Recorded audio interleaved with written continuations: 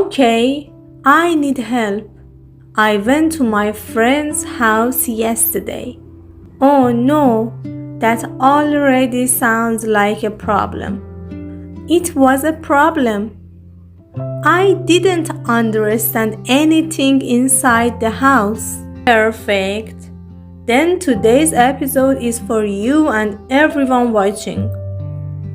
Hi guys, welcome back to Easy English by Mayii. Today we're learning home and furniture vocabulary, but in a real story. And trust me, I made a lot of mistakes.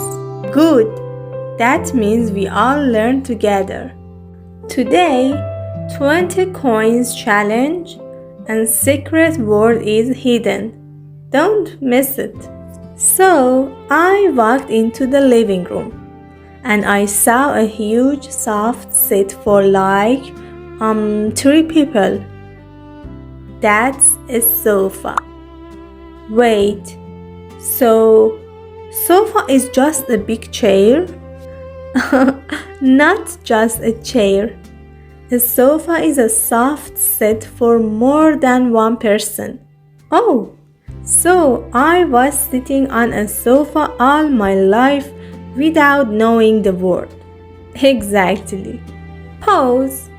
What do you call a seat for one person? Then I saw another chair, but it had like arms. That's an armchair. Armchair like robot arms? No, it just means a chair with sides for your arms. Oh, I feel safer already in that chair. The windows had big fabric hanging like clothes. Those are curtains. Curtains? I thought they were decoration only. They cover windows. They also block light. The floor was so soft, like a giant blanket. That's a carpet.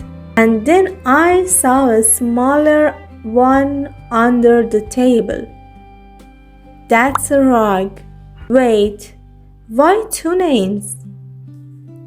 Carpet means big floor cover, and rug means a small carpet. Okay, that actually makes sense.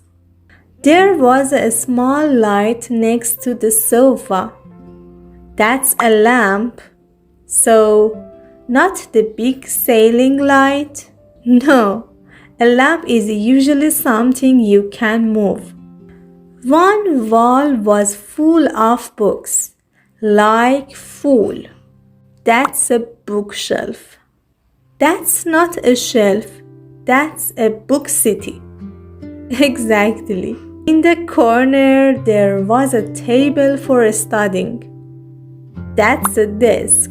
So I can't just eat there?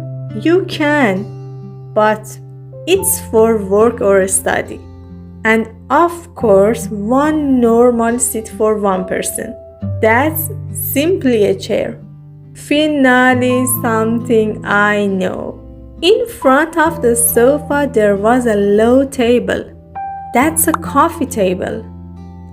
So it's only for coffee? No, it's just a small table in front of a sofa. What is smaller? Carpet or rug? Yes.